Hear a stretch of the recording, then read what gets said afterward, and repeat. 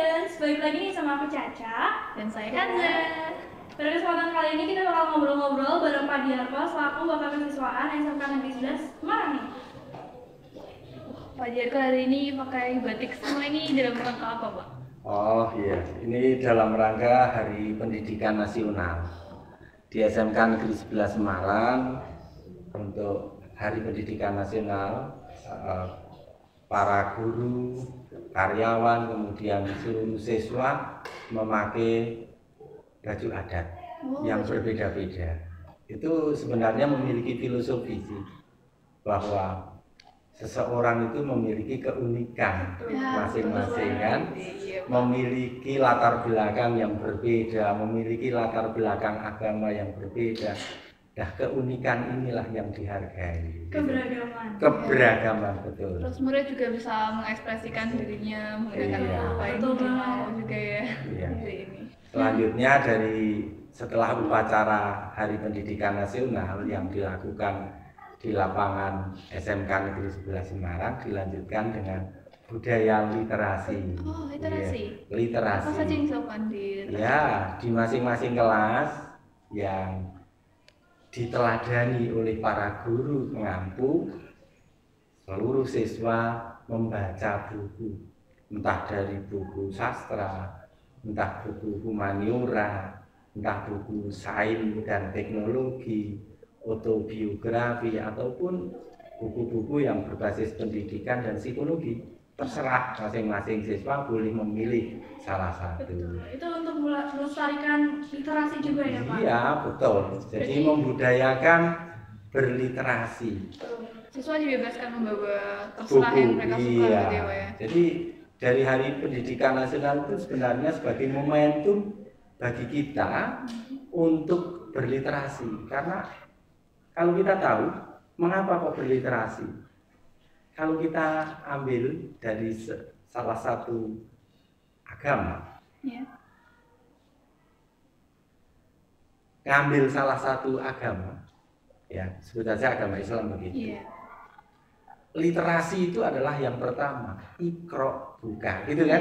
Nah itu, maka kalau pengetahuan dapat diperoleh dari mana kalau bukan dari literasi? Gitu. Iya.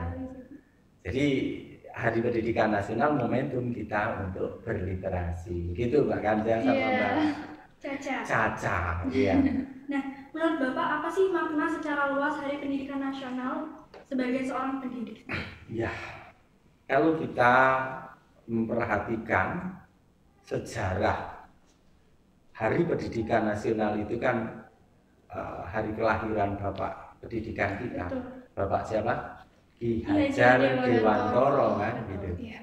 Beliau mengapa sebagai Bapak Pendidikan? Karena beliau yang memberikan filosofi, memberikan praktek langsung untuk negara ini tentang pendidikan. Ya. Yang paling dikenal adalah Ing Arso Suntulodo, Ing Matio Mangunkarso, Tuturi Handayani gitu ya. Tetapi sebenarnya pendidikan yang sejati bagi anak didik kita itu adalah bagaimana menuntun kudrat. Kudrat apa itu? Manusia itu memiliki kudrat rasa ingin tahu, coba. Kalau anak kecil itu tidak harus diajari, itu cukup mendengarkan dari ayahnya, cukup mendengarkan dari ibunya, tetangganya, itu yang sering didengar itu menjadi bahasanya. Maka dikenal dengan bahasa ibu, karena ada rasa ingin tahu. Jadi manusia itu kodratnya rasa ingin tahu. Yang kedua adalah kreativitas. Jadi seorang itu kreatif karena apa? Yang membedakan kreativitas kok dengan makhluk lain, binatang misalnya. Karena manusia itu memiliki otak, limbik sistem, dan neokortex. Nah, di situ orang itu memiliki kesadaran, bermain logika, dan seterusnya, sehingga mengambil keputusan, sehingga memunculkan imajinasi. Begitu. Kemudian kodrat yang ketiga adalah bahwa manusia itu unik. Yang tadi saya sampaikan, unik beragam. Setiap orang memiliki keunikan masing-masing, sehingga seyogyanya pendidikan itu menuntun ketiga kodrat itu, sehingga segala potensi yang dimilikinya dari anak-anak itu bisa berkembang sesuai dengan versi terbaiknya. Betul sekali. Iya, versi terbaiknya ya. Sehingga kalau di Hari Pendidikan Nasional ini selayaknya kita mencoba kembali, merenungkan kembali. Ayo, mendidik itu ya menuntun kodrat. Lalu ini masih di hari Idul Fitri. Idul Fitri itu kan kembali ke fitrah. Fitrah itu ya sebenarnya kodrat. Kodrat manusia itu apa sebenarnya? Kodrat manusia selain 3 itu adalah kodrat sebenarnya manusia itu ingin berbuat baik. Itu kodratnya. Apa ada orang yang tidak ingin berbuat baik? Coba, kalau kita melakukan sesuatu yang tidak baik, pasti ada rasa sebenarnya jauh dari lubuk hati yang paling dalam itu ada deg-degan, ya kan? Ada rasa bersalah. Itu sebenarnya sebuah apa namanya ya? Pemberontakan pada diri bahwa sebenarnya saya ingin baik begitu. Nah, ya kan? Nah, maka dari itu pendidikan seyogyanya adalah membawa manusia, mengajak anak didik itu menuju ke arah yang lebih baik. Gitu. Nah, itu ya gambaran dari Hari Pendidikan Nasional ini. Apalagi, yuk. Sekarang Kanzeng bertanya. Iya, silakan Mbak Kanza. Tujuan pendidikan apa yang sudah dilakukan secara luas di SMK Negeri 11 Semarang itu? Ya, alhamdulillah SMK Negeri 11 Semarang setelah mengenal gerakan sekolah menyenangkan itu mencoba melakukan 4 area perubahan. Ya, meskipun ini proses ya, proses itu, dan butuh dukungan dari semua pihak, para guru bersatu padu gitu, karena kecerdasan kolektif itu diperlukan ya. Kemudian siswa itu sendiri gitu harus memiliki kesadaran untuk menuju ke itu. Nah, 4 area perubahan itu, satu adalah keterhubungan antara sekolah dengan pihak luar yang dimaksud orang tua, masyarakat. Nah, di SMK Negeri 11 Semarang yang berbasis seni dan teknologi itu tidak lepas dari industri. Betul. Karena industri itu kan sebagai kolega, sehingga anak-anak didik di SMK 11 Semarang itu mau tidak mau selain belajar di sekolah itu memiliki kewajiban untuk belajar di industri. Itu hubungan. Maka keterhubungan yang baik perlu diciptakan. Dan alhamdulillah ya, ketika saya mengambil di jurusan animasi misalnya, cara-cara keterhubungan dengan industri itu semakin cepat. Kelas 10 aja udah ada yang magang gitu. Itu ya, udah magang. Itu proses percepatan. Itu ya, salah satunya. Kemudian yang kedua adalah membangun ekosistem yang menyenangkan. Sekarang kalau di SMK 11 Semarang kita lihat ya, tidak ada kan namanya hukuman, model hukuman gitu kan? Karena apa? Yang mau diciptakan adalah kesadaran diri. Nah, kesadaran diri itu terbentuk dari apa? Lingkungan yang menyenangkan. Gitu ya. Sehingga kalau di depan itu misalnya terlambat, ada yang terlambat itu apa sih yang dilakukan? Bukan hukuman ya sebenarnya, adalah kompensasi saja, bahwa ketika melakukan sebuah kesalahan harus melakukan perbuatan yang baik. Contoh yang paling simpel, membersihkan lingkungan itu kan bentuk cara berbuat baik gitu. Bukan hukumannya, itu dipandang sebagai hukuman gitu. Itu menciptakan ekosistem yang menyenangkan. Ekosistem yang menyenangkan lainnya di kelas-kelas kan sudah ada yang digambari ya. ada yang gambar-gambar kelas-kelas yang bergambar itu dilukis itu. Ada, Pak. Kan sebenarnya ingin menyatukan bahwa lingkungan itu enak gitu. Lingkungan itu enak, lingkungan fisik, tetapi jauh lebih besar adalah lingkungan psikologi. Lingkungan psikologi guru menciptakan keterhubungan dengan anak didik itu lebih ramah gitu. Ya itu yang diperbuat dari proses pembelajaran itu menciptakan ekosistem yang menyenangkan. Berikutnya penalaran, pembelajaran penalaran. Seringkali kalau di kelasnya Mbak Kanja kan ada Pak Di sering memberikan stimulus, apa yang dirasakan, apa yang disimpulkan gitu. Ya, morning sharing. Morning sharing itu sebenarnya adalah penalaran. Ya, ada penalaran. Karena dari ajaran Ki Hajar Dewantoro itu ada tringo. Tringo. Apa itu? Apa itu tringo? Tringo ya. Satu, seseorang itu pengetahuan itu harus dimengerti. Ngerteni. Jadi ngerti dulu. Ya. Tringo, ngerti, ngerosok.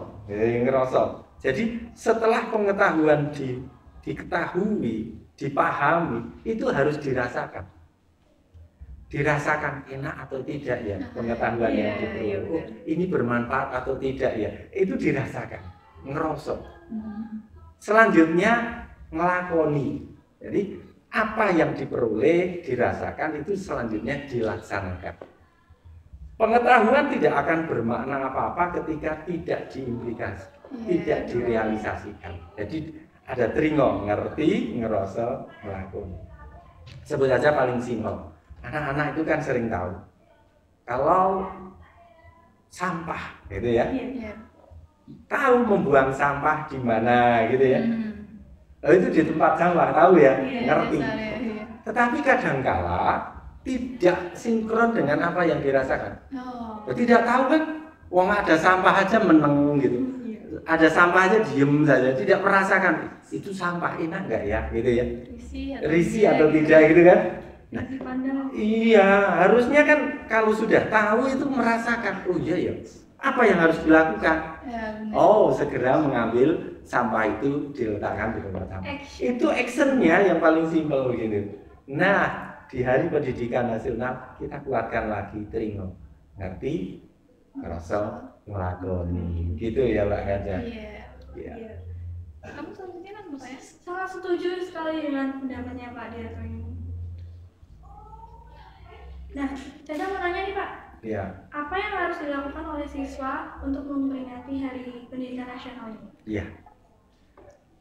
Hari Pendidikan Nasional bukan sekedar sebuah ritual berupa upacara, itu bukan.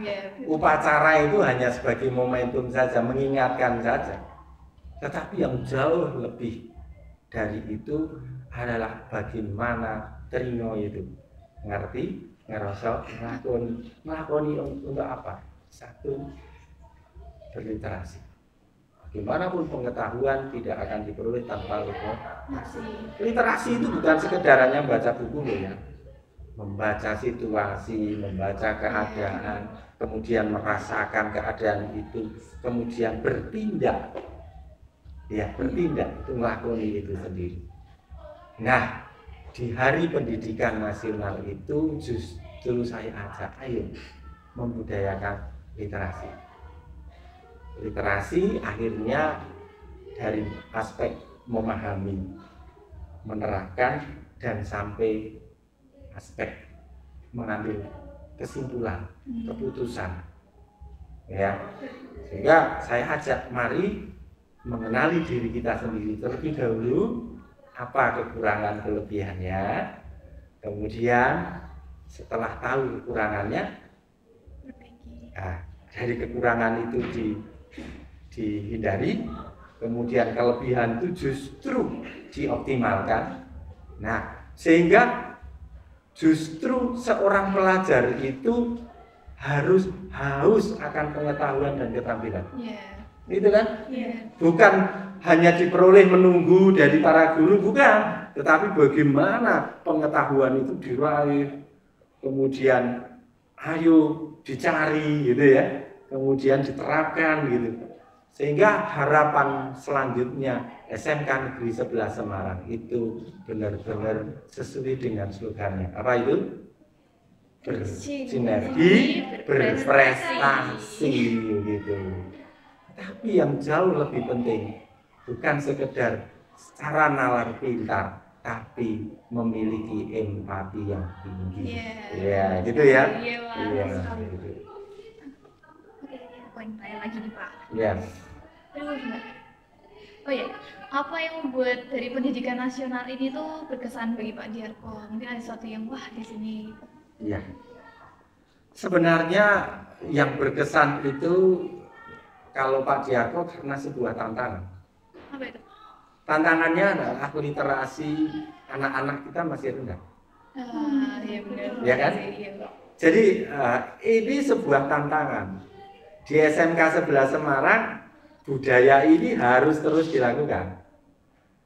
Jadi kalau Hari Pendidikan Nasional itu sebagai momentum ayo berliterasi, maka selanjutnya ya jadikan setiap hari itu Hari Pendidikan Nasional.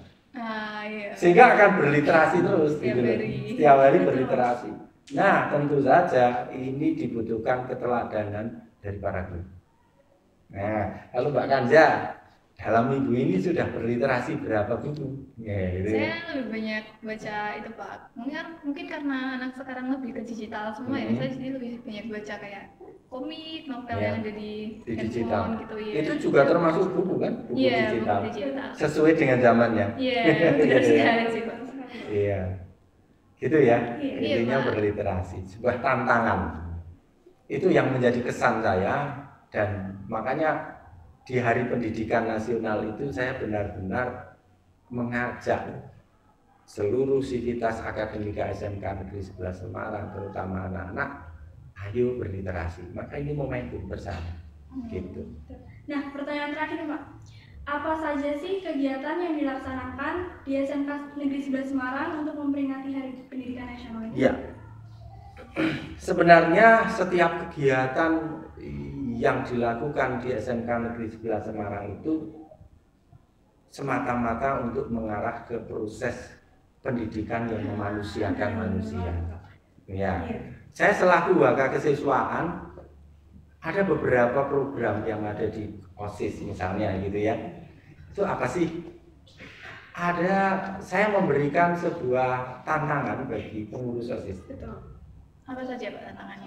4 tantangan. Tantangan pertama adalah menantang untuk bisa berkomunikasi. Apa itu? Pengurus OSIS harus mampu mewawancarai para pejabat. Langsung dari pejabatnya? Pejabat siapa? Entah di kelurahan, gitu. Yang lebih tinggi di kecamatan boleh gitu. Gitu ya. Itu kan komunikasi. Yang kedua adalah proyek sosial. Jadi melatih empati. Proyek sosialnya? Macam-macam, terserah dari masing-masing pengurus itu. Mau kerja bakti di masyarakat boleh, mau membersihkan tempat ibadah boleh, mau ke panti asuhan boleh, gitu ya. Itu proyek sosial, melatih empati. Iya. Bagaimanapun juga seorang pemimpin ini pemimpin masa depan, ya. Pemimpin masa depan. Bagaimana akan menjadi pemimpin yang baik kalau tidak diawali dari empati yang tinggi? Betul ya? Ya kan? Makanya itu. Kemudian yang ketiga adalah berwirausaha. Nah, ini ikonnya SMK Negeri 11 Semarang itu kan wirausaha. Ya, wirausaha. Sehingga saya memberi tantangan simpel kok. Hanya dengan modal 10.000 bagaimana memutar 10.000 itu menjadi lebih dari 10.000. Keuntungannya gitu ya. Keuntungannya banyak. Silakan masing-masing pengurus bisa melakukan wirausaha masing-masing. Ada loh yang jualan macam-macam itu. Ada yang jualan apa ya? Produk-produk itu. Iya, betul-betul makanan itu ada. Itu pengurus OSIS ya. Itu akan dari tantangan pengurus OSIS ini harapannya akan menjadi tantangan bagi seluruh siswa nanti. Seluruh siswa? Ya harapannya begitu. Kalau didukung oleh para guru yang lain gitu. Itu akan menjadi tantangan yang menarik berwirausaha. Terutama guru-guru wirausaha kan. Kemudian yang keempat ini yang penting sekali ini. Meskipun hanya sehari, syukur tidak hanya sehari. kerja part-time. Part-time. Di situ itu anak atau pengurus OSIS itu kan kalau mau kerja part-time kan harus mendaftar kan? Iya, benar sekali. Melamar pekerjaan kan? Nah, melamar pekerjaan butuh apa? Komunikasi, butuh keberanian, butuh rasa percaya diri, itu ya. Ya. Kemudian setelah diterima apa yang dilakukan? Dia akan patuh terhadap aturan yang ada. Sehingga orang itu akan belajar berdisiplin, orang itu akan belajar memahami orang lain. Penting loh Mbak. Seorang pemimpin harus memiliki kemampuan memahami orang lain. Bagaimana menjadi pemimpin ketika tidak paham terhadap orang lain? Nah, 4 tantangan ini penting. Ya. Kemudian berikutnya, ini bagian dari latihan dasar kepemimpinan loh Pak. Latihan dasar kepemimpinan. Latihan dasar kepemimpinan bukan secara teoritis tapi secara praktek. Kemudian latihan dasar kepemimpinan berikutnya adalah webinar. Webinar dari GSM. Kemudian webinar saya memberikan video-video dari YouTube tentang pluralisme. Iya, tentang pluralisme. Jadi seseorang itu kan karena beragam itu harus memahami orang lain. Perbedaan agama gitu. Harus dipahami itu. Ya. Nah, itu sehingga endingnya adalah toleran. Seorang pemimpin yang toleran itu akan bagus gitu. Itu apa yang dilakukan di kesiswaan. Kemudian baru-baru ini bulan Ramadan diadakan lomba apa?